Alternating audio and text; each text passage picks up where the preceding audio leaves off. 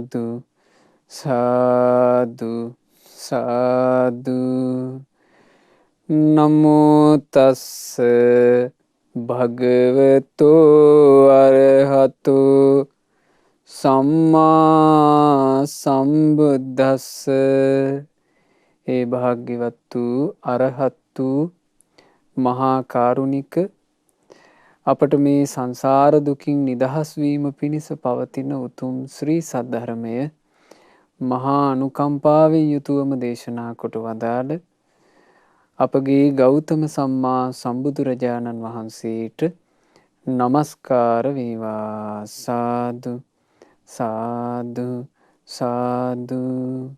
මාගේ ගුරු දේවෝත්තම පරම පූජනීය පින්වත් ලොකු ස්වාමින් වහන්සේට ගෞරවාදර වන්දනාව වේවා. සාදු සාදු සාදු. ගරුතර මහා සංඝරත්නයන් අවසරයි. ශ්‍රද්ධාවන්ත වාසනාවන්ත පින්වතුනේ, අංක 9 ඩී.බී. විජේතුංග මාවත පිළිමතලාව යන ලිපිණේ පදිංචි පින්වත් අනුර ගල්ලෑල්ල මහතා සහ කුමුදුනී ගල්ලෑල්ල මහත්මිය විසිනුයි අද දවසේ මේ උතුම් ධර්ම දේශනාව සඳහා දායකත්වයන් දරනු ලබන්නේ. පින්වතුනේ, ධර්මස්වාමී වූ ලෝකනායක අපගේ ගෞතම සම්මා සම්බුදුරජාණන් වහන්සේ මේ මුළු මහත් ජීවිතයම පරිපූර්ණ වශයෙන් අවබෝධ කොට වදාලා. මේ ජීවිතය සංසාර ගමනක් තුළ ක්‍රියාත්මක වෙන හැටි අවබෝධ කළේ බුදුරජාණන් වහන්සේ. මේ ජීවිතයේ සංසාර ගමනින් නිදහස් වෙන්නේ නැතුව සසරේම යන්නේ ඇයි කියලා අවබෝධ කළේ බුදුරජාණන් වහන්සේ. සංසාර ගමනට මේ ජීවිතේ බැඳිලා තියෙන්නේ කොහොමද කියලා අවබෝධ කළේ බුදුරජාණන් වහන්සේ. මේ සංසාර ගමනින් ජීවිතයක් නිදහස් කරගන්නේ කොහොමද කියලා අවබෝධ කළෙත් බුදුරජාණන් වහන්සේ. උන්වහන්සේ අවබෝධ කරපු ධර්මය තමයි බුදුරජාණන් වහන්සේ අනුකම්පාවෙන් දේශනා කොට වදාළේ. ඒ ධර්මයේ ශ්‍රවණය කරලා තමයි සංසාර බන්ධනින් නිදහස් වෙච්ච ජීවිත මේ ලෝකෙ බිහි වුණේ. ඇත්තෙම මේ වැඩසටහනේදී අපි ඒ සංසාර බන්ධනයෙන් තමන්ගේ ජීවිත ගලවා ගත්ත සැනසුන නිවුන රහතන් වහන්සේලා ගැන තමයි අපි ඉගෙන ගන්නේ. සංසාර ගමන ගැන, සංසාර ගමනට වැටිච්ච ජීවිතය ගැන පරිපූර්ණ වශයෙන් අවබෝධ කරලා අපේ ශාස්ත්‍රුන් වහන්සේ ධර්මයේ තුල දේශනා කරපු මූලික ධර්මයක් කර්මය කියන එක. මේ කර්මය ගැන ඉතා මැනවින් දේශනා කොට වදාළේ, පරිපූර්ණ අවබෝධයකින් දේශනා කොට වදාළේ අපේ ශාස්ත්‍රුන් වහන්සේ. බලන්න උන්වහන්සේ කර්මය ගැන කරපු විග්‍රහය. චේතනාහම් භික්කවේ කම්මං වදාමි. මහණෙනි, මම චේතනාවටම කර්මයයි කියමි. චේතයිත්වා කම්මං කරෝති. චේතනා පහළ කොටම කර්ම කරයි. කායේන වාචාය මනසා.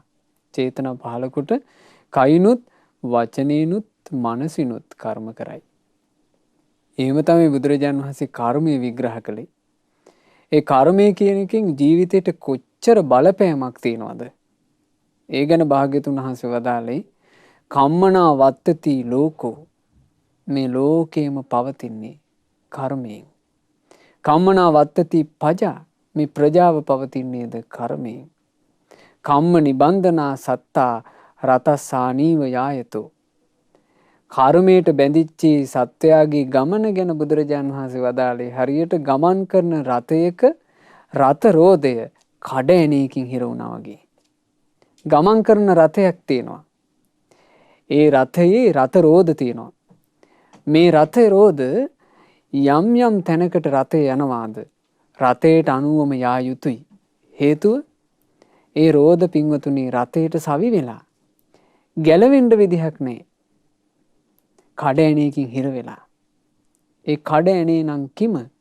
ඒ කඩ ඇණේ නම් කර්මයයි. චේතනා පහළ කොට සිත කය වචනයෙන් කරන කර්මය කඩ ඇණයයි. ඒ කඩ ඇණේ කියන එක වැදිලා සංසාරය කියන රථයට මේ එකක් එකක් රෝද ජීවිත හිර වෙලා ගැලවිල්ලක් නැහැ. සංසාර ගමනේ අඛණ්ඩව යනවා. සසර නම් වූ රථය යම් යම් තැනකට යනවාද මේ රෝදත් ඒ තැනට යනවා. ඒ බඳු දුක් සහිත බේරිල්ලක් ගැන හිතාගන්නවත් බැරි සංසාර ගමනකයි. ඊතා කලාතුරකින් සම්මා සම්බුදුරජාණන් වහන්සේලා පාරමී උපපාරමී පරමත්ත පාරමී ලෙස පුරන ලද පාරමී බල තේජස් ඇතුව ධර්මය අවබෝධ කරන්නේ. ඒ අවබෝධ කරගත්ත ධර්මයට පුළුවන් අර කර්මය නම් වූ කඩ ඇනිය ගලවන්න. කර්මය කියන කඩ ඇනිය ගලවන්න වෙන කිසිම පිළිවෙලක් නැත්තේය. එය ගලවාගත හැක්කේ ධර්මයෙන්ම පමණි. බුදුරජාණන් වහන්සේ නමකගේ සිරි සම්බුදු මුව මඩලින් දේශනා කරන ලද ස්වාක්ඛාත සන්දිට්ඨික අකාලික ඒහි පස්සික ඕපනයික පච්චත්තම් වේදිතබ්බෝ විඤ්ඤූහි යන ගුණ දරනා ඒ සොඳුරු ධර්මයෙන්ම පමණි ඒ කර්මය කියන කඩ ඇණය ගලවා ඉවත් කළ හැක්කේ. බුදුරජාණන් වහන්සේගේ ශ්‍රී සද්ධර්මය නිසා කර්මය කියන කඩ ඇණය ගලවාගෙන මේ සංසාර ගමනේ සැපයට පත්වෙච්ච ජීවිත අනන්තයි අප්‍රමාණයි. ඒ තරම් රහතන් වහන්සේලා බිහි වුණා පින්වතුනි. ඒ තරම් රහතන් වහන්සේලා බිහි වුණා. ඒ බිහිවිච්ච රහතන් වහන්සේලා අතරින් යම් මේ උතුම් රහතන් වහන්සේලා විසින් තේරගාථාවෝ වදාරන ලද්දේද ඒ තේරගාථා වදාළ රහතන් වහන්සේලා ගැන අපිට මේ ධර්ම දේශනා මාලාවේදී ගොඩාක් කාරණා ඉගෙන ගන්නට ලැබෙනවා.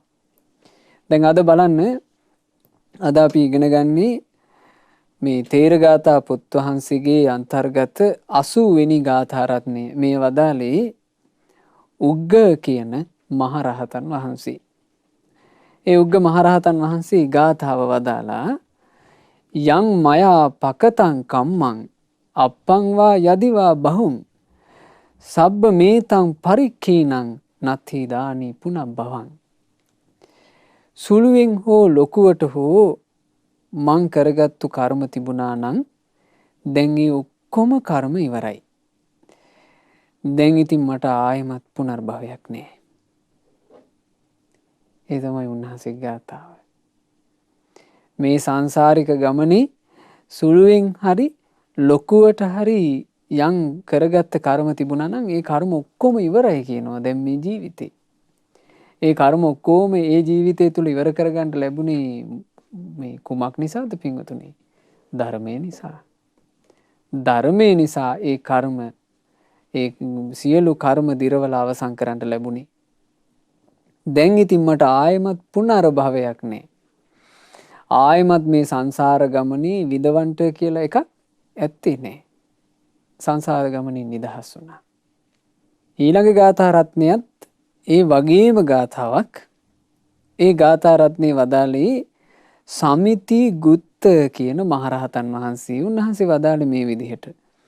යං මයා පකතං කම්මං පුබ්බේ අඤ්ඤාසු ජාතිසු ඉදේවතං වේදනීයං වත්තු අඤ්ඤං න විජ්ජති. උන්වහන්සේ වදාරන්නේ මෙහෙමයි. ඉස්සර ඉපදුන ජීවිතවලදී මං කරගත්තු යම් පාප කර්මයක් තිබුණා නම් ඒ ඔක්කොම විපාක මට විඳින්න තියෙන්නේ මේ ජීවිතේදී විතරයි. මට ආයෙමත් වෙන ජීවිතයක් නම් නෑ. මේ සමිතිගුත්ත මහරහතන් වහන්සේගේ අතීත ජීවිතය ගත්තාම පින්වතුනි ඈත අතීතයේ ඒ කියන්නේ උන්වහන්සේ මේ ජීවිතේ ගොඩාක් විඳවපු කෙනෙක්. මේ ජීවිතේ ගෞතම සාසනය තුල උන්වහන්සේ පැවිද්ද ලැබලා ඒ පැවිදි වෙලා ඊටාම ටික කාලයයි කුෂ්ඨ රෝගයක් හටගත්තා. මේ කුෂ්ඨ රෝගේ කොච්චර දරුණුයිද කියන්නේ ඇගේ කෑලි මේ දිය වෙලා වැටෙනවා කියනවා. මස් දීවි වැටෙනවා. හරීම වේදනාවක් විඳ කෙනෙක්. ගිලන් හලේමයි පැවිද්ද ගත වුණේ. උන්වහන්සේ පැවිදිලා කෙටි කාලෙකින්ම රෝගාතුර වුණා. ඒ රෝගේ කිසිම විදිහකින් හොඳ වුණේ නැහැ. ඇඟේ කෑලි මේ කුණු වෙවි දිය වෙවි වැටෙනවා. ලෙඩ ඇඳේම කෙඳිරි ගගා උන්වහන්සේ වැඩ වාසය කළේ. ඒකට හේතුව තමයි උන්වහන්සේ අතීත ජීවිතයේදී පසේ බුදුරජාණන් වහන්සේ නමකට ගරහලා. සංසාර ගමන හරි භයානකයි පින්වතුනි. කර්මයේ කියන කඩෑනියට හිර වෙලා මේ යන ගමන චේතනා පහළ කරලා ගරහනකොට ඒ ගැරහිල්ලට ලක්ුණේ පසේ බුදුරජාණන් වහන්සේ නමක්. පසේ බුදුවරයෙකුට ගැරහුවා. ඒ ගැරහීමේ පාපය දැන් මේකේ තියෙන කර්මයේ ස්වභාවය යා දිසං වපතේ බීජං වපුරන්නේ යන්සේද තා දිසං හරතේ පලං වපුරන විදිහටනේ පල හටගන්නේ. කර්මයේ ස්වභාවය එහෙම. මේ ජීවිතේ වුණත් යම්කිසි පුරුෂයෙක් තමන්ගේ මේ වෙහෙසින් මහන්සියෙන් පොළොව සකස් කරලා හිටෙව්වොත් යමක් ඒ හිටවපු එකට අනුරූපව නේද පැල හටගන්නේ. අපි තුමු මිනිස්සෙක් ගොඩාක් මහන්සි වෙලා හිටෙව්වොත් එහෙම මිදි ඇටයක් එයාට ලැබෙනවා මේ රසවත් වූ මිදි ගෙඩි හටගන්න මිදි වැලක්. පොළොව සකස් කරලා මිනිස්සෙක් මේ හැදුවොත් එහෙම මේ උග්දණ්ඩක් එයාට ප්‍රණීත වූ උග්ගස් ලැබෙනවා අනාගතේ. ඊළඟට පොළොව සකස් කරලා මිනිස්සෙක් හිටවුවොත් එහෙම මේ හොඳට පොළොව සකස් කරලා එයා ඉහිනවා කියලා හිතමු වී බීජ. එයාට ගොයන් ගස් ලැබෙනවා වී කරල් ලැබෙනවා වගේ. වපුරන එකට අනුරූපව ඵල හට ගන්නවා. අපි තුමු මිනිස්සෙක් හිටෙව්වා කියලා කොහොඹට එහෙම නැත්නම් කරවිලට එයාට තිත්ත යමක් ලැබෙනවා. ඒක මේ ජීවිතේ වුණත් එහෙමයි නේද? මේ අපිට පේන්න තියෙන ලෝකෙත් එහෙමයි නේද? යම් විදිහකට වපුරනවාද වපුරන විදිහට ඵල හට ගන්නවා. ආන් ඒ වගේමයි කර්මය කියන එකේ ස්වභාවය. කල්යාණකාරී කල්යාණ හොදක් කළොත් හොඳ. හැබැයි පාපකාරීච පාපකං පවිටු දෙයක් කරොත් නම් පවිටු දෙයක්මයි. පවිටු දෙයක් කරගත්තොත් චේතනා පහළ කරලා සිතකයි වචනේ පවිටු දෙයක්මයි පින්වතුනි ලැබෙන්නේ. උසස් දෙයක් ලැබෙන්නේ. පවිටු දෙයක්ම ලැබෙනවා. පසේ බුදුරජාණන් වහන්සේ නමකට ගැරහුවා කියන්නේ පවිටු දෙයක් වපුරගත්තා. පවිටු විපාක. ඊළඟට තව ජීවිතයක මේ ගැරහිල්ල කියන එකට හුරු වුණාට පස්සේ ඒ හුරුව කියන එක යනවනේ සංසාරෙට. සංසාරෙට හරියට යන එකක් පින්වතුනි පුරුදු. පුරුද්ද කියන එක සසරට යනවා. ඒ නිසා මේ සත්පුරුෂය ඇසුරු කරන්න ලැබිච්ච ජීවිතයක අපි මහන්සි ගන්න ඕන මේවා දැනගෙන හොඳ පුරුදු ඇති කරගන්න. මිනිසුන්ගේ ගුණ හිතන්න, මිනිසුන්ගේ ගුණ කියන්න, අපහාස නොකර ඉන්න මේ වගේ හොඳ පුරුදු ඇති කරගන්න ඕන. ඒ හොඳ පුරුද්ද සසරට හිටිනවා. නරක පුරුදුත් සසරට හිටිනවා. මේ මිනිස්යාගේ සාමාන්‍ය සසරේ හිටලා තියෙන නරක පුරුදු. සංසාරේ වැඩිපුර හිටලා තියෙන්නේ නරක පුරුදු. ගරහන්ට පුරුදු වෙච්ච මිනිහට ගානට ගරහන්ට ඕන තැන ගරහන්ට වචන එනවනේ. නැද්ද බලන්න? සමහර මිනිස්සු ගරහන්ට ගත්තාම අපිට නිකන් හිතෙනවා කොහෙන්ද අප්පා මේ වචන එන්නේ කියලා. ඒ තරම් කටවල් මුකරි කියන්න ගත්තාම ගලාගෙන එනවා. ඒ ගලාගෙන එන එක වක්කඩ ඇරියා වගේ කියාගෙන යනවා. ඒ කියන්නේ මොකද මේ? පුරුද්ද. හරි භයානකයි. පුරුද්දට කියෙව්වත් චේතනා පහල කරන්න එපේ. දැන් බලන්න අපහාස කිරීමේ පුරුද්ද දිගින් දිගට ආපු හැටි සීලවන්ත උපාසකයෙකුට ගරහලා තියෙනවා. මෙහෙම ගරහ ආවා සංසාර ගමනේ. ඒ ගරහිමින් ඇවිල්ලා මේ ජීවිතේ ගෞතම බුදුරජාණන් වහන්සේගේ ශාසනය මුණ ගැහුණා. ගැරහීමේ විපාකය ඇඟ කුණු වෙවි යනවා. කුෂ්ඨ රෝගේ හැදිලා. ඒ නිසා මේ සිදුවීම අහනකොට පින්වතුනේ හිතට විශාල සංවේගයක් ඇති කර ගන්න ඕන. සංසාර ගමනක තියෙන භයානකකම. ඔබට මතක ඇතිනේ අර බණ අහන්න ආපු 3 දෙනෙක්ගේ සිද්ධිය. බුදුරජාණන් වහන්සේගේ මේ ශ්‍රාවක පිරිසක් බණකට වැඩම කළා. භික්ෂුන් වහන්සේලා. ඒ බණ අහන්න මිනිස්සු ගොඩාක් ඇවිල්ලා හිටියා. ඉස්සරහම හිටියා විශේෂ 3 දෙනෙක්. ඒ 3 දෙනා බණ අහනවා. ඒ බණ ඇහිල්ලේ මෙන්න මෙහෙම තිබුණේ. එක්කෙනෙක් නම් බණ ඇහුවේ නෑ 3 දෙනාගෙන්. එක්කෙනෙක් කණුවකට හේතු වෙලා මේ මහා ජනකාය මැද ගොරව නිදාගත්ත කියනවා. තව එක්කෙනෙක් මේ පොළව හාර බණ ඇහුවා කියනවා. තව එක්කෙනෙක් ගහක් යට වාඩිලා හිටියේ මේ ගහේ අත්තක් හොලව බණ ඇහුවා කියනවා. මේ භික්ෂුන් වහන්සේලාට මේක හරියට හිතට වැදුනා. මේ අමුතු චර්යා. බුදුරජාණන් වහන්සේ ළඟට ඇවිල්ලා කිව්වනේ. භාග්‍යතුන් වහන්සේ වදාලා මහණෙනි පුරුද්ද. සාංශාරික පුරුද්ද ඔය. ඔය ගොර ඇද ඇද හිටපු මිනිස්සයා ආත්ම භව ගානක් පිඹුරු යෝනියේ ඉපදිලා මේ ඒ පිඹුරාට තිබුණාද යම් වකුටු වෙලා හැඹරිලා නිදා ගැනීමේ පුරුද්ද. මිනිසෙක් වුණාට පස්සේ ඒ මිනිසයාටත් පිහිටියා කිව්වා පිඹුරු ගතිය. නිදි.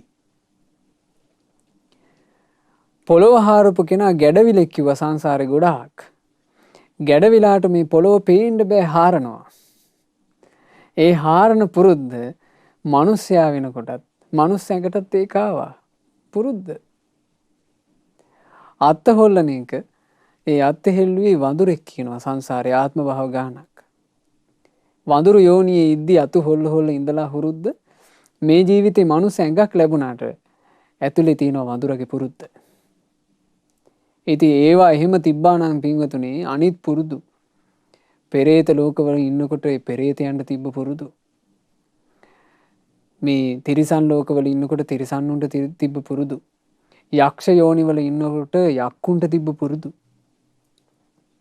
මේ පුරුදු සංසාරයට එන්නේ දෙනවා. හරි පරිස්සම් වෙන්න ඕනේ. හරි පරිස්සම් වෙන්න ඕනේ. ඒ පුරුදු අඳුන ගන්නට ලැබිච්ච ජීවිතයක ඒවා අඳුනගෙන හදා ගන්න පින්වතුනි. ඒකට හොඳම අවස්ථාව කල්යාණ මිත්‍රයෝ සත්පුරුෂයෝ ඉන්න බුද්ධ ශාසනයේ පවතින මේ යුගයේ. ඉතින් මේ යුගයේ අඩුපාඩු ටිකක් හරි හදාගත්තොත් සැනසෙල්ලක් තියෙනවා. අඩුපාඩු හදාගන්න බැරුව ගියොත් බලන්න භයානකකම. ඇඟේ කෑලි දියවි මහා වේදනාව විඳිනවා. වාසනාවක් අපේ ධර්මසේනාධිපතීන් වහන්සේ සාරිපුත්ත මහරහතන් වහන්සේ වැඩම කළා දවසක්. ඒ වැඩම කරලා ගිලන් බව විමසලා උන්වහන්සේ දේශනා කළ ධර්මය මේ පංච උපාදානස්කන්ධය ගැන. උන්වහන්සේ වදාලා මේ රූප වේදනා සංඥා සංස්කාර විඥාන කියන මේ පංච උපාදානස්කන්ධය ආයස්මතුනි අතීතයේ කරෙත් අපිව කාලා දාපු එක. වර්තමානයේ වුණත් කරන්නේ අපිව කාලා දාන එක. අනාගතේ වුණත් ආයස්මතුනි මේ පහ පැතුවොත් අපිට කණ එක විතරයි උරුම වෙන්නේ. ඒ නිසා ආයස්මතුනි දැම්මම නිදහස් වෙන්න කිව්වා. පංච උපාදානස්කන්ධේ විදර්ශනා කරන්න කිව්වා. මේ රූපය නම් මම නෙවෙයි, මගේ නෙවෙයි, මගේ ආත්මේ නෙවෙයි කියලා. මේ වේදනාව, මේ සංඥාව, මේ සංස්කාර, මේ විඥානය මම නොවෙයි, මගේ නොවෙයි, මගේ ආත්මේ නොවෙයි කියලා විදර්ශනා කරන්න කිව්වා. නිතර හිතන්න කිව්වා. නුවණ මෙහෙවන්න කිව්වා. උන්වහන්සේ දක්ෂ වුණා. ලෙඩ ඇඳේ ඇඟේ කෑලි දියවිවි යද්දී පවා මේ විදර්ශනාව කරන්න දක්ෂ වුණා. නුවණැත්තෙක්ගේ වචනේ ගෞරවයෙන් පිළිගැනීමේ විපාකය. ඒකත් කර්ම විපාකයක්. ඥානවන්තයෙකුගේ වචනය ඥානවන්තයෙක් අනුකම්පාවෙන් කරන වචනේ ගෞරවයෙන් පිළිගැනීමෙන් පුණ්‍ය විපාක සකස් වෙන්නේ. සාරිපුත්ත මහරහතන් වහන්සේගේ වචනේ ගෞරවයෙන් පිළිගත්තා. උන්වහන්සේ කර කිව්වාට ලෙඩ ඇඳින් ඉඳලා මං කොහෙ කරන්නද කියලා ඒ වචනයට අපහාස කරේ නැහැ. පිළිගත්තා. පිළි අරගෙන හීන් සීරුවේ පුළුවන් විදිහට පුරුදු කළා. ඊටාම ටික කාලයයි සියලු කෙලෙසුන් නැසලා ලෙඩ ඇඳීම රහතන් වහන්සේ නම බවට පත් වුණා. අරහත්ත්වයට පත් වෙච්ච උත්තමයන් වහන්සේට අරහත්ත්වයේ ලද මොහොතේ ඇතිවෙච්ච සැපය උන්වහන්සේ ගාථාවෙන් වදාළේ. ඉස්සර ඉපදුන ජීවිතවලදී මං කරගත්තු යම් පාප කර්මයක් තිබුණා නම් ඒ ඔක්කොම විපාක මට විඳින්න තියෙන්නේ මේ ජීවිතේදී විතරයි. දැන් රහතන් වහන්සේට ඒ ජීවිතේ ලැබිච්චි අර මහා ව්‍යාධියක් සහිත කුණු කය දරාගෙන ඇඟේ කෑලි දිය වෙද්දී ඒ වේදනාව විඳින්න වෙනවා. ඒක පෙර කරපු සසරේ කර්ම විපාකයක් විදිහට ලැබිච්ච ඇඟනේ. ඒක විඳව තමයි දකින්න තියෙන්නේ. ඒකේ වේදනාව තියෙනවා. හැබැයි මට ආයෙමත් වෙන ජීවිතයක් නම් නැහැ. ඒ රහතන් වහන්සේලා පින්වතුනි අපිට පුළුවන් ද ඔක කියන්න? අපිට මේ වෙලාවේ පණ ගියොත් එහෙම ආයේ ජීවිත තියෙනවා. සංසාරයෙන් නිදහස් වෙලා නැහැ. චේතනා පහල කරලා කරපුවා, කියපුවා, හිතපුවා කර්ම විදිහට අපේ ජීවිතේ පටලැවිලා තියෙනවා. අපිටවත් දැක ගන්න බෑ. ඒ තරම් පටලැවිලා. ඒ පටලවිච්ච ඔක්කොම තියෙනවා නේද විඳවන්නේ. ආන් ඒ නිසා මේ ධර්මයේමයි හැසිරෙන්න ඕනේ මේ සසර ගමනින් නිදහස් වෙන්න. මේ කර්ම හැදෙන වැඩපිළිවෙලෙන් නිදහස් වෙන්න ධර්මයේමයි ගලප ගන්න තියෙන්නේ. ඊළඟට හොඳට පින් කරගන්න පින්වතුනි. මොකද අපි ධර්ම අවබෝධ කරගන්නවා කියලා මේ වෙහෙසෙනවා මහන්සි වෙනවා. ඒ අතර කාලය තුර අපිට ජීවිත හානි වෙන්න පුළුවන්. ඒ ජීවිත හානියක් වුණොත් එහෙම අපිට ආරක්ෂාවක් තියෙන්න ඕනේ.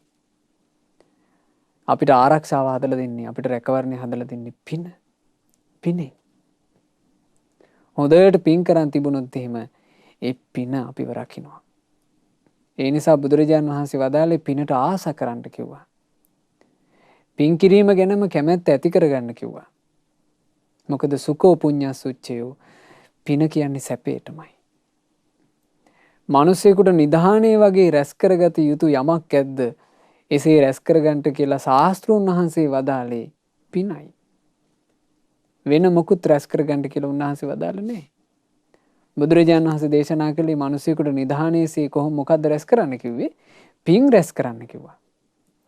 සිතකය වචනෙන් හොඳට පින් රැස් කරගත්තොත් නිධානයක්සේ එය තමයි කිව්ව උපකාර වෙන්නේ. ඒ නිසා මේ කාරණා අහනකොට හොඳට පින් රැස් කරගන්නට උනන්දුවක් ඇති කරගන්නත් ඕන. ඊළඟ ගාථා රත්නී වදාළේ කස්සප කියලා මහරහතන් වහන්සේ නමක්. මේ අපගේ මහා කස්සප මහරහතන් වහන්සේ නෙවෙයි. ඒ රහතන් වහන්සේගේ නම වුණත් කස්සප. මේ කස්සප මහරහතන් වහන්සේ පෙර සසරේ ගොඩාක් පින් කරලා තිබුණ කෙනෙක්. එතකොට කර්ම විදිහට කරලා තිබුණේ පින. ඒ නිසා මේ ජීවිතේ සැවැත් නුවර ඉපදින බුදුරජාණන් වහන්සේගේ ධර්මයේ එකම එක වතාවයි අහන්න ලැබුණේ. අහපු ගමන් සෝවාන් වුණා. සෝතාපන්න ඵලයේ සාක්ෂාත් කරපු උන්වහන්සේට පැවිදි වෙන්න ආසාවක් උපන්නා. අම්මගෙන් අවසර අරගෙන ගිහිල්ලා පැවිදි වුණා. පැවිදි වෙලා දැන් ඒ උත්තමයන් වහන්සේ බොහොම හොඳින් වතපිළිවෙත කරමින් සැවැත් නුවරම වැඩ හිටියා වස්සාන කාලේ.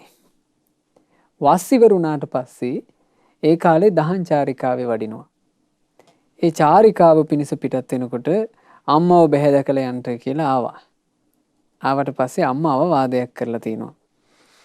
අම්මා කෙනෙක් දරුවෙකුට ආදරෙන් කියපු දෙයක් පින්වතුනි මේ. බලන්න අම්මා කියපු අවවාදේ තමයි උන්වහන්සේගේ ගාථාව. ඒ අවවාදේ බලන්න. පින්වත් පුතේ චාරිකාවේ වඩිනකොට ඒ තැන්වලදී පහසුවෙන් දම් පැන් ටික ලැබෙනවා නම් ඒ තැන් යහපත් නම් ආරක්ෂාව හොඳට තියෙනවා නම් ඒ තැන්වලට වඩින්න. වෙන තැන්වලට ගිහින් දුක් විඳින්න නම් එපා. මේ කිව්වේ අම්මා කෙනෙක් දරු සෙනෙහසින්. නමුත් හරි පුදුමයි. ඒකම යෝනිසෝ මනසිකාරයක් කරගත්තා. ඒකම යෝනිසෝ මනසිකාරයක් කරගත්තා. උන්වහන්සේ හිතමින් ගිහින් තියෙනවා නුවණින් සලකමින්. අම්මා මට කිව්වේ පහසුවෙන් යැපෙන්න පුළුවන් තැනකට යන්න. යහපත් තැනකට යන්න. ආරක්ෂාව තියෙන තැනකට යන්න. අම්මා මට කරපු අවවාදය තමයි සුවසේ යැපෙන්න පුළුවන් තැනකට යන්න. ආරක්ෂාව සහිත තැනකට යන්න. යහපත් තැනකට යන්න. මේ ලෝකේ සුවසේම යැපෙන්න පුළුවන් තැන නිවනයි. මේ ලෝකේ යහපත්ම තැන නිවනයි. මේ ලෝකේ ආරක්ෂාව ඇතිම තැන නිවනයි. වෙන හැම තැනම දුක්මයි තියෙන්නේ. දෙව්ලොව ගියත් දුකමයි. බඹලොවක ගියත් දුකමයි. සංසාර ගමනේ කොතැනක ගියත් දුකමයි. වෙන වෙන තැන්වල සැප නැත්තේ. හැබෑම සැපය, හැබෑම ආරක්ෂාව, හැබෑම යහපත ඇත්තේ කොතැනද? ධර්ම අවබෝධයෙන් ලබන නිවන තුලයි. හරි ලස්සනයි. ඒක නම් කල්පනා කරපු විදිහ මේක මේ පින හින්දා වෙන්නේ නැති මෙහෙම හිතා ගන්න පුළුවන් වෙන්නේ නැත්තේ. නැත්තම් මේ වගේ අවවාදයක් ධර්මයට ගලපගත්තා කියලා කියන්නේ ඒක ආශ්චර්යයක්. මේ අම්මා කෙනෙක් ආදරෙන් කරපු අවවාදයක් ධර්මයට ගලපගත්තා කියන්නේ ඒක ආශ්චර්යයක්. උන්වහන්සේ ඒකෙන්ම තමයි යෝනිසෝ මනසිකාර කළේ. ඒ යෝනිසෝ මනසිකාරයෙන්ම නිවනට ගොඩාක් ආස කළා. වීරිය කළා. ඊටාම ටික කලයි සියලුම කෙලෙස් නැසල පහසුවෙන් යැපිය හැකි හොඳම තැනවන මේ ලෝකයේ ඇති යහපත්ම තැනවන මේ ලෝකයේ ඇති ආරක්ෂාවෙන් අග්‍රම තැනවන අමෘත නිවනේ නිවී සැනසුණා කස්සප මහරහතන් වහන්සේ. ඒ නිසා මේ හරි පුදුමයි රහතන් වහන්සේලාගේ ජීවිත. රහතන් වහන්සේලා මිබඳුය කියලා සිතේ ප්‍රසාදයක් ඇති කරගෙන හිත පහදවගෙන වන්දනා කරන්න ඕන පින්වතුනි අපි. මොකද උන්වහන්සේලාගේ ජීවිත හරිම පුදුම සහගතයි. ඒ පිනකින් සකස් වෙච්ච ආකාරය. දැන් සාමාන්‍යයෙන් මේ වගේ අවවාදයක් තමන්ගේ ජීවිතේ ධර්මාවබෝධ කරන තැනට අරගෙන යනවා කියලා කියන්නේ ඒක විශේෂයෙන් නුවණ මෙහෙයවීමේ හැකියාවක් නේ. රහතන් වහන්සේලා සංසාර ගමනේ රැස් කරන ලද පින්වල බලයෙන් ඒ ප්‍රඥාවෙන් යුක්ත වුණා. ඒ නිසා අහන වචනයක් තමන්ගේ ජීවිතේ නොමගකට ඇද දාන්නේ නැතුව හරි තැනට ගන්න දක්ෂ වුණා. නැත්තම් අපි හිතමු අම්මා කෙනෙක් කොහොම කියනකොට සමහරවිට මේක මේ අම්මා කියන්න ඇත්තේ ඇස්වල කඳුළු පුරවගෙන. ඇයි දුර ඈතකට යනවනේ. ඇස්වල කඳුළු පුරවගෙන අම්මා කෙනෙක් කියනකොට අනේ මගේ පුතේ චාරිකාවේ වැඩෙනකොට හොඳට දාන ටික ලැබෙන තැනකට යන්න. යහපත් තැනකට ආරක්ෂාව තියෙන තැනකට යන්න කියලා කිව්වොත් එහෙම මේ ප්‍රඥා හීන කෙනෙක් නම් සිවුරු අරිනවා. ප්‍රඥා හීන කෙනෙක් නම් හිතනවා අනේ මගේ අම්මා මට මෙච්චර ආදරේට මේ මෙච්චර සෙනෙහසින් ඉද්දි නේද මම මේ මහාන උනේ.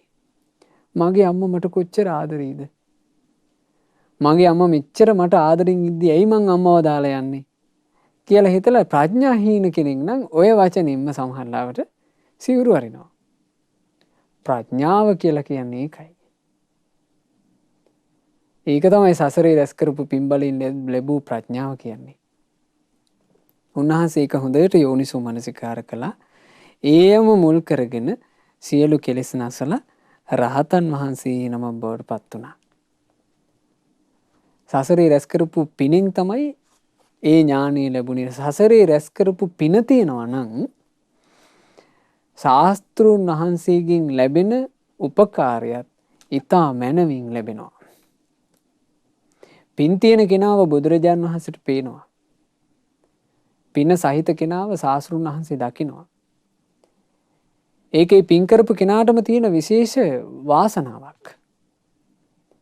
පින් කරපු තැනැත්තාව ශාස්ත්‍රුන් වහන්සේට පේනවා කියන කාරණාව. පින් කරපු තැනැත්තාව ශාස්ත්‍රුන් වහන්සේටත් පේනවා. ඒ වගේමයි පින් තියෙන කෙනාට ශාස්ත්‍රුන් වහන්සේව ඉක්මනින් මුණ ගැහෙනවා. එයාට ශාස්ත්‍රුන් වහන්සේව මග ඇරෙන්නේ. ඉතින් මේ කාරණා ඇයි අපි මෙහෙම ඔබට කියන්නේ? පින රැස් කරන්න ආස කරන්න. පින රැස් කරන්න ආසාවක් ඇති කරගන්න. පින එකතු කරගන්න ආස කරන්න. මොකද මේ පිනෙන් අපේ ජීවිතේ පුදුමාකාරයි සැපවත් කරන විදිහ. දැන් මේ බුදුරජාණන් වහන්සේගේ ශාසනයේ බුදුරජාණන් වහන්සේ අභිමුඛයේ පැවිදි වෙලත් නොමග යන ජීවිත තිබ්බනේ. ඒ නොමග යන ජීවිත දැන් අපිට විනය පිටකේ එහෙම හම්බ වෙනවා පින්වතුනේ. ඇතැම් ජීවිත නොමගම ගියා. විනාශ වුණා. ඇතැම් අය දැන් භාග්‍යතුන් වහන්සේගේ උපස්ථායකෙක් විදිහට හිටියට සුනක්කත්ත කියලා ලිච්ඡවි භික්ෂුවක්. ලිච්ඡවි මේ රජපෞලෙන් මහාන උනේ. බුදුරජාණන් වහන්සේ උපස්ථාන කළා. උපස්ථාන කර කර ඉඳලා සිවුරු ඇරලා ගිහිල්ලා බුදුරජාණන් වහන්සේට ගරහා ගියා. ඒකයි. ඒ මේ පින නැත්තම් ඊළඟට ඥානෙ නැත්තම් මොකුත් කරන්න බෑ. බුදුරජාණන් වහන්සේගේ සමීපේ වුණත් පැවිදි වෙලා නොමග යමින් ඉද්දිත් ශාස්ත්‍රඥ වහන්සේගේ මහා කරුණා නේත්‍රයට අහු වෙලා බේරෙනවා පින් තියනවා නම්. ඕන බලන්න ඒක කොච්චර හොඳට තේරෙනවද කියලා මේ සිදුවීම් වලින්. එක සිදුවීමක් තමයි අපේ සීහ මහරහතන් වහන්සේගේ සිදුවීම. සීහ මහරහතන් වහන්සේ පැවිදි වෙලා උන්වහන්සේ මේ ඒ වෙනකොට අරහත්ත්වයට පත් වෙලා නැහැ මේ සිද්ධිය වෙද්දී. එක්තරා වනයක උන්වහන්සේ භාවනා කරනවා. සිත දමනය කරගන්න ඕන කියලා ගොඩාක් මහන්සි වෙනවා. මහන්සි වීම නිසාම උද්දච්ච කුක්කුච්චයට අහු වුණා. ඒ කිව්වේ දැන් හිත විසිරෙනවා. හිත විසිරලා කිසිම පාලනයක් නැහැ හිතේ. හිත හිතු මනාපිට එක එක අරමුණු ගන්නවා. ඊළඟට ඒ හිත එක එක අරමුණු ගන්නකොට ඊළඟට ආව ලෙඩේ පසුතැවීම. අයියෝ මට මේක කරගන්න බෑ කියලා දැන් කැලේ බොහෝම දුකටපත් වෙලා සීහ තෙරුන් වහන්සේ ඉන්නවා. බුදුරජාන් වහන්සේ මහා කරුණාවෙන් ලෝකේ බලනකොට කාහටද සිත සලසන්නේ කියලා බලනකොට බුදුරජාණන් වහන්සේ දකිනවා මේ සීහ තෙරුන් වහන්සේ වනයක මේ විදිහට දුකසේ වීරිය වඩනවා. බුදුරජාණන් වහන්සේ ඒ සීහ තෙරුන් වහන්සේට ඇහෙන්ට ගාථාවක් වදාලා. ඒ සම්බුදු රජුන්ගේ ස්වරය, ඒ සම්බුදු රජුන්ගේ ගම්බීර බ්‍රහ්මස්වරය සීහ තෙරුන් වහන්සේට විතරක් ඇහෙනවා. කොහොමද ඇහුනේ? සීහ අප්පමත්තෝ විහර රත්තිං දිව මතන්දිතෝ භාවේහි කුසලං ධම්මං ජහසීඝං සමුස්සයං. ඕන්නොයි ගාථාව ශාස්ත්‍රුන් වහන්සේ වදාලා. මොකක්ද මේ ගාථාව? පින්වත් සීහ දවල් රෑ කියලා බලන්ට එපා. කම්මැලි නැතිව ප්‍රමාද නොවි ධර්මයේම හැසිරෙන්ට, කුසල් දහම් දියුණු කරගන්නට, හැකිතාක් ඉක්මනට කෙලෙස් දුරු කරගන්නට. මේ ගාථාව වදාළේ බුදුරජාණන් වහන්සේ. බුදුරජාණන් වහන්සේ මේ ගාථාව වදාරනකොට සීහ තෙරුන් වහන්සේට ප්‍රීතියක් හටගත්තා. අහෝ මාගේ ශාස්ත්‍රූන් වහන්සේ මාව දකිනවා. මගේ බුදුරජාණන් වහන්සේට මාව පේනවා. මගේ බුදුරජාණන් වහන්සේ මම භාවනා කරන දිහා බලාගෙන ඉන්නේ කියලා සතුටක් උපන්නා. ඒ සතුටින්, ඒ ප්‍රීතියෙන් අර තිබුණාද යම් හිතේ විසිරීමක්, පසුතැවිල්ලක්, සංසිඳෙන්නේ නැති ගතියක් නැත්තටම නැතුව ගියා ඒක. හොඳට හිත එකඟ වුණා. ඉතින් උන්වහන්සේ එදා මේ වනයේදී සියලුම කෙලෙස් නැසලා රහතන් වහන්සේ බවට පත් වුණා. ඒ රහතන් වහන්සේ තමන් වහන්සේට අරහත්ත්වයට පත්වීම පිණිස ශාස්ත්‍රූන් වහන්සේ කළ උතුම් දහම් අවවාදයේ සිහි කරමින් ඒ ගාථාවම තමයි තේර ගාථාව විදිහට වදාළේ. ඊළඟ තේර ගාථාව වදාළේ නීත මහරහතන් වහන්සේ. නීත මහරහතන් වහන්සේගේ ගාථාවත් ඒ වගේම සිදුවීමක් මුල් කරගෙනයි උනේ. ඒ නීත කියලා කියන්නේ බුදුරජාණන් වහන්සේගේ ශාසනය පැවති වෙලා ප්‍රමාදීව වාසය කරපු කෙනෙක්. මේ නීත තෙරුන් මේ හොඳට දානමාන ලැබෙන මේ කොට ඒ දානේ හොඳට වළඳනවා කියනවා. දානේ හොඳට වළඳලා මේ දවල් කාලෙත් හොඳට ගොර ඇද ඇද නිදිය ගන්නවා කියනවා. මුළු රාත්‍රියමත් බණ භාවනාවට කිසි වෙහෙසක් කරගන්න නැතුව නිදා ගන්නවා කියනවා. දවල් කාලේ නිදාගත්තේ නැත්තම් කරන්නේ පිරිසත් එක්ක එකතු වෙලා ඔහේ කතා කර කර ඉන්න එක තමයි කියනවා. ඉතින් මේ පැවිදි ජීවිතේ හරි ලිහිල්ව ගත්තේ. ඔහේ කාලේ ගත වෙන්න ඇරියා. බුදුරජාණන් වහන්සේ දවසක් දකින්න මේක. දැන් ඒ කාලේ එහෙම ඇතැම් භික්ෂුන් ඉඳලා තියෙනවා පින්වතුනි. ওই චබ්බග්ගේ භික්ෂුන් වහන්සේලා එහෙම ඔය විදිහටම ඉඳලා තියෙන්නේ. කිසි බණ භාවනාවකට හිතක් යොමු කළේ නැහැ. හොඳට දානේ වළඳලා මේ තිරිසන් කතාවෙන් යුක්තව ඔහේ වාසය කළා. හැබැයි පින නෑ ශාස්ත්‍රඥ වහන්සේගේ මහා කරුණා නේත්‍රයට අහු වෙලා මේ ශාස්ත්‍රඥ වහන්සේගේ දහම් අවවාද ලැබලා ඒකේ හික්මිලා නිදහස් වෙන්න පිනක් නෑ. සංසාරේ රැස් කරපු පිනක් තිබ්බ නිසා මේ නීත කියන තෙරුන්ට බුදුරජාණන් වහන්සේගේ දහම් අවවාදේ ලැබුණා. දවසක් කොහොම නිදි. හොඳටම නිදාගෙන ඉඳි මේ භාග්‍යතුන් වහන්සේගේ ස්වරය ඇහුණා. ඒ ස්වරයෙන් ගාථාවක් ඇහුණා.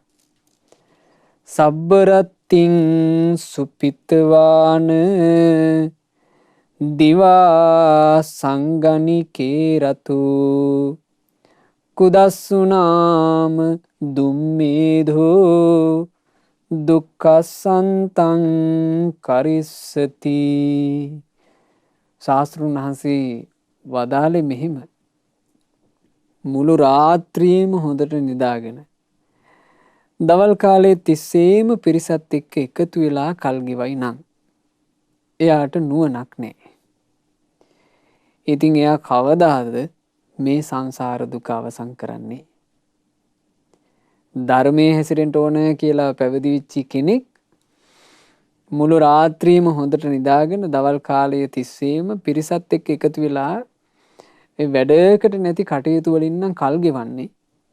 එයාට නැත්තේ මොකද්ද? නුවණ නැහැ. එයාට ඥානෙ නැහැ. මේ ජීවිතය අවබෝධ කරගන්න යම් නුවණක් ඕනද? ඒ නුවණ එයා ළඟ නැහැ. ජීවිතය ගැන කිසි දැක්මක් නැහැ. ඉතින් එයා කවදද මේ සංසාර දුක අවසන් කරන්නේ?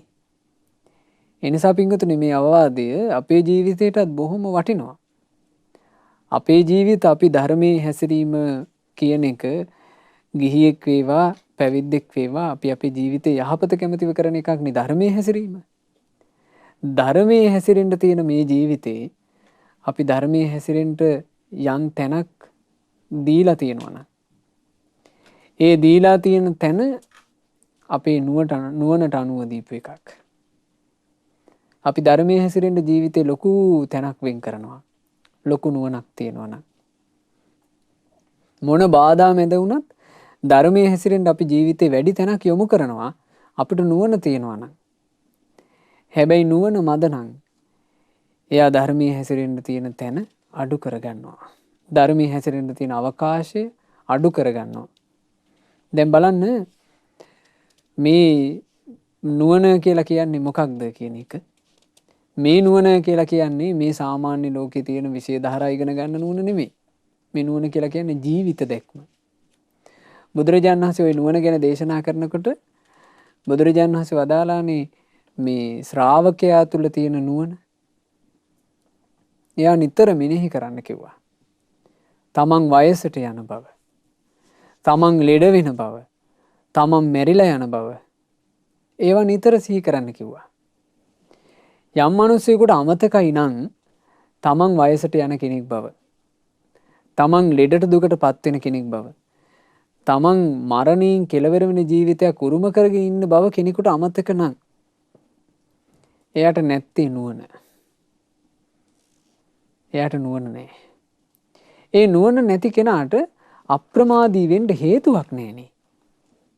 එයා මොකටද ධර්මයට අප්‍රමාදී වෙන්නේ? එයාට ධර්මයට අප්‍රමාදී වෙන්න හේතුවක් නැහැ. ඇයි එයා ජීවිතය ගැන ධර්මයේ තියෙන විදිහට නුවණ මෙහෙවන්න දක්ෂ නැහැ. එයාට හිතෙන්නේ ධර්මයේ හැසිරෙන්න තව කල් තියෙනවා නෝවේ. එයාට එහෙම හිතක් එනවා. ධර්මයේ ඇහුවත්. නුවණ තියෙන කෙනා ධර්මයේ හැසිරීම මුලට ගන්නේ කොයි වෙලේ මැරෙයිද දන්නේ නැහැ. මේ යුගයේ ගැන හිතලා බලන්න පින්වතුනි. මේ යුගයේ කල්යාණ මිත්‍ර ඇසුරක් ලැබුණා. සත්පුරුෂය ඇසුර ලැබුණා. සෑරජාන් වහන්සේලා බෝධීන් වහන්සේලා බොහෝමයක් වැඩ ඉන්න ලංකා භූමියේ උපදින්න ලැබුණා. නිතර පින් කරන පිරිසක් ඉන්න පරිසරයක උපදින්න ලැබුණා. මේ ඔක්කොම ටික තියෙන්නේ පින්වතුනි කොයි කාලේද? අපේ ජීවිතේ තියෙනකන්. අපිට මේ ඔක්කොම සම්බන්ධ වෙන්නේ අපේ ජීවිතේ තියෙනකන්. අපි මේ මොහොතේ මැරුණොත් මේ දේවල් ඔක්කොම මේ ලෝකේ තියෙයි. අපි කර්මානුරූපව කොහේ හරි ගිහින්. ඒක නේද ඇත්ත කතාව. මේ ජීවිතය තුළ අපි ලබන සියලු ලාභ ජීවත් වෙලා ඉන්න තාක් කොයි මොහොතේ හෝ මරණය කියන එක අපේ ජීවිතයට පැමිණියොත් මරණය ආසැනින් මේ සියල්ල අහිමි වන්නේය. ආන්ගේ නිසා මරණය ගැන යම් ඥානයක් ඇද්ද එය ඔහුගේ හැබෑම නුවණයි. ඊළඟට මේ ශරීරයේ යම් ශක්තියක් තියෙනවාද යම් හැකියාවක් තියෙනවාද මේ ඇස්වල යම් පෙනීමක් තියෙනවාද මේ ශරීරයේ යම් ශක්තියක් තියෙනවාද මේ සියල්ල නිරෝගීව ඉන්නකම්. ලෙඩ රෝග කියන එක මේ සිරුර වැළඳගත්ත සැනින් ඒ ඔක්කොම අහිමි වෙනවා නේද? ඒ ඔක්කොම අහිමි වෙලා යනවා. ලෙඩවීම ගැන යම් ඥානයක් ඇද්ද? ඒ ඔහුගේ සැබෑම නුවණයි. තරුණ කාලයේ තුල මේ තරුණ ශරීරයක තියෙන පහසුව වයෝවෘද්ධ වීමත් එක්කම අහිමි වෙලා යනවා. මං වයසට යනවා කියා යම් ඥානයක් ඇද්ද? එය ඔහුට තියෙන සැබෑම නුවණයි. එතකොට කෙනෙක් නුවණින් තොරයි නම් තමයි ධර්මයේ හැසිරීම පිණිස කියලා පැවිදි වෙලත් නිදාගෙන ඉන්නේ. ධර්මයේ හැසිරීම පිණිස පැවිදි වෙලත් පිරිසත් එක්ක කතාවේ එලී ගලී වාසය කරන්නේ යාට නුවණ නැති නිසා. ඉතින් එයා කවදාද මේ සංසාර දුක අවසන් කරන්නේ කියලා බුදුරජාණන් වහන්සේ ගාථාව වදාරනකොට නීත තෙරුන් වහන්සේට මහා සංවේගයක් හටගත්තා. අයියෝ මේ ගොරවමින් නිදාගෙන ඉන්න මාව ශාස්ත්‍රුන් වහන්සේව දකිනවා. මේ පිරිසත් එක්ක කතා කර කර හිස් කතාවෙන් කල් ගෙවන මාව ශාස්ත්‍රුන් වහන්සේව දකිනවා. මේක මට අලාභයක්, මේක මට අභාග්‍යයක් කියලා සංවේගය උපන්නා. ඒ සංවේගයෙන්ම හැබැයි මේ වීරිය වැඩුවා, සියලු කෙලෙස් නැසලා රහතන් වහන්සේ බවට පත් වුණා. පින තිබුණ නිසා, දක්ෂකම තිබුණ නිසා. හරි පුදුමයි මේ දේවල් අපි කියවනකොට පින්වතුනේ ඒ උත්තමයන් වහන්සේලා තුල තිබුණ ඒ පින් බලය සහ උන්වහන්සේලාගේ තිබුණ නුවණ මෙහෙවීමේ හැකියාව. දැන් බුදුරජාණන් වහන්සේ මේ ගොරව නිදාගෙන ඉන්නවා දැක්කා කියලා නුවණ නැති කෙනෙක් නම් කල්පනා කරයි හරි වැඩේ දැන් මං ගොරවමින් නිදාගෙන ඉන්නවා බුදුරජාණන් වහන්සේ දැක්කා. ආයෙනම් මට ඉතින් පැවිදි ඉඳලා ඇති වැඩක් නැහැ, මං සිවුරු වරිනවා. මං යනවා යන්න මේ මහානකම දාලා කියලා නුවණ නැත්තම් එහෙම හිතයි. නුවණ තියෙන හින්දා බලන්න හරි තැනම හිතෙනවනේ. ශාස්ත්‍රුන් වහන්සේ මාව දැක්කා. මම ප්‍රමාදීව වාසය කරන බව දැක්කා. මේක මට අලාභයක්, මේකට මට අභාග්‍යයක් කියලා කල්පනා කරා. ඒ තුලින්ම වීරිය වැඩුවා. රහතන් වහන්සේ නම බවට පත් වුණා, නීත මහරහතන් වහන්සේ.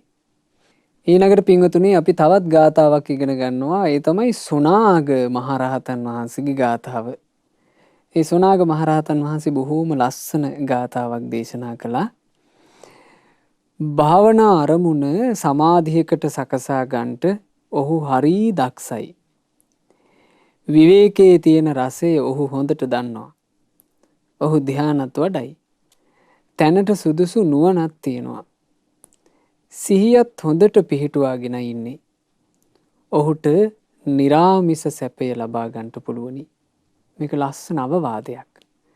ධර්මයේ හැසිරෙන කෙනෙකුට කරපු උතුම් අවවාදයක්. මේ අවවාදය කරේ පරිපූර්ණ වශයෙන් ධර්මය අවබෝධ කරපු රහතන් වහන්සේ නමක්. බලන්න මේ කෙනෙකුට ධර්මාවබෝධයේ පිණිස තිබිය යුතු සුදුසුකම භාවනා අරමුණ සමාධියකට සකසා ගන්නට දක්ෂ වෙන්න ඕන. තමන්ගේ භාවනා අරමුණ සමාධියකට සකසා ගන්නට ගොඩක් දක්ෂ වෙන්න ඕන. මේ ගාථාව වදාළ සුනාග මහරහතන් වහන්සේ කියලා කියන්නේ පින්වතුනේ මේ මහා පින්වන්තෙක් ගිහි කාලේ අපගේ සාරිපුත්ත මහරහතන් වහන්සේගේ එහෙම නැත්නම් උපතිස්ස තරුණයාගේ මිත්‍රයෙක්. ඒ දැන හැඳුනුම්කමට තමයි අපගේ සාරිපුත්ත මහරහතන් වහන්සේ මුණ ගැහෙන්න ඇවිල්ලා ධර්මය අහලා පැවිදි වෙලා ඊතා ඉක්මනින්ම ධර්ම අවබෝධ කළා. ඒ ධර්ම අවබෝධ කරපු සුනාග මහරහතන් වහන්සේ නිතර ආශ්‍රය කළෙත් ප්‍රඥාවෙන් අග්‍රේසර වුණ සාරිපුත්ත මහරහතන් වහන්සේව.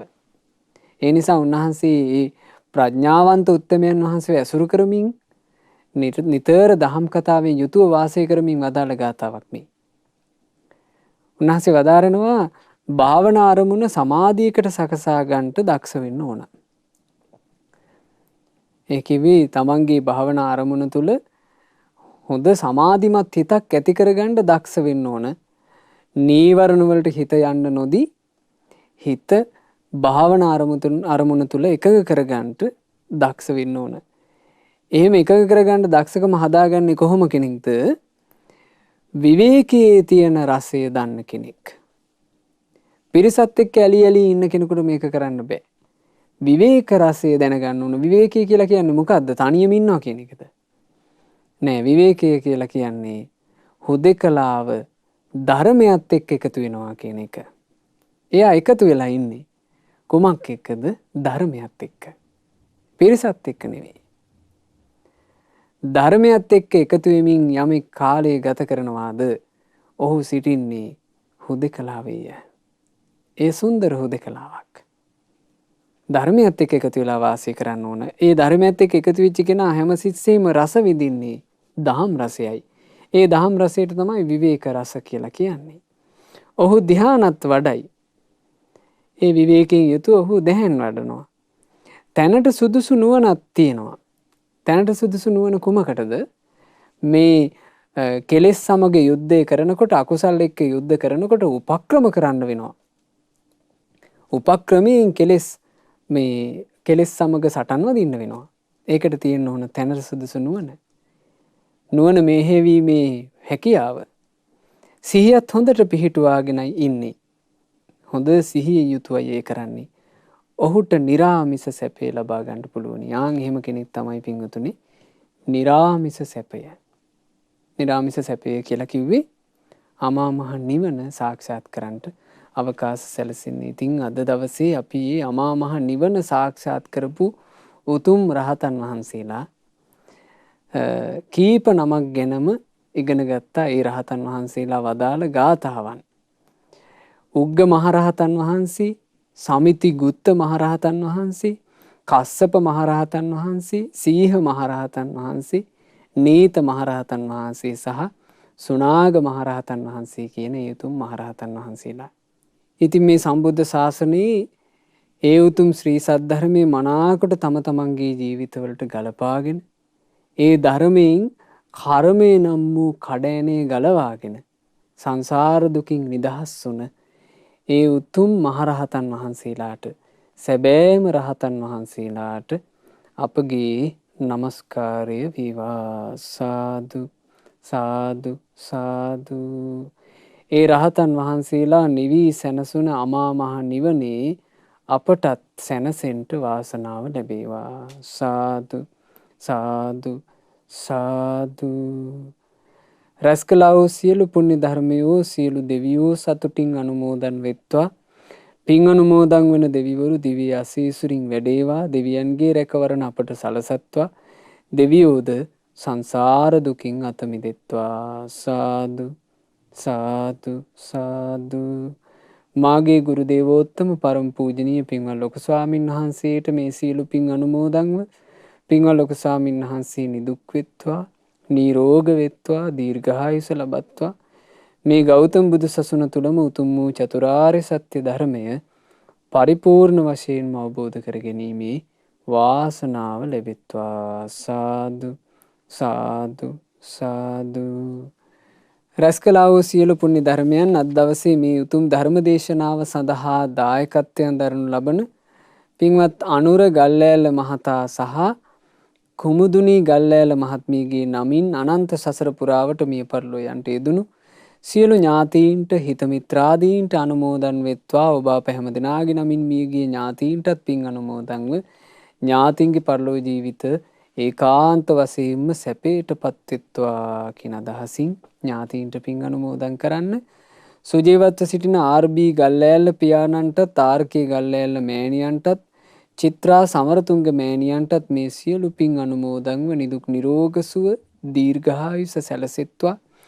අද දායකත්වයේ දරන අංක 9 ඩී.බී. විජේතුංග මාවත පිළිමතලාව යන ලිපිනේ පදිංචි පින්වත් අනුර ගල්ලෑල්ල මහතා සහ කුමුදුනී ගල්ලෑල්ල මහත්මිය ඇතුළු පවුලේ සෑම සියලු දෙනාට මේ සියලු පින් අනුමෝදන්ව සියලු යහපත සැලසේවා. නිදුක් නිරෝග සුව දීර්ඝායුෂ සැලසේවා. කරන කියන රැකී ආරක්ෂා ආදිය, දූ දරුවන්ගේ අධ්‍යාපන කටයුතු ආදිය ਸਰව ප්‍රකාරයෙන්ම සාර්ථක වේවා. සුවසේ පින් රැස් කරමින් සුවසේ ධර්මයේ හැසිරෙමින් ගෞතම සාසනය තුල චතුරාර්ය සත්‍ය ධර්මය අවබෝධ කරගන්නට වාසනාව ලැබේවා. සාදු සාදු සාදු. රැස් කළා වූ සියලු පුණ්‍ය ධර්මයන් ශ්‍රද්ධා මාසික ධර්මදාන සමාජිකාවන්ට අනුමෝදන් විත්වා ශ්‍රද්ධා කාර්ය මණ්ඩලයේ සියලු දෙනා හටත් සුපින්වත් ඔබ සෑම සියලු දෙනා හටත් මේ සියලු පින් බලයෙන් ගෞතම සාසනය තුල සුවසේම ධර්ම අවබෝධ කරගන්නට වාසනාව ලැබේවා. හැම දිනාටම තිරුවන් සරණයි. නමෝ බුද්ධාය. මෙවැනි වටිනා ධර්මදේශනා ශ්‍රවණය කිරීමට ශ්‍රද්ධා ඩේලි YouTube චැනලය සබස්ක්‍රයිබ් කරන්න.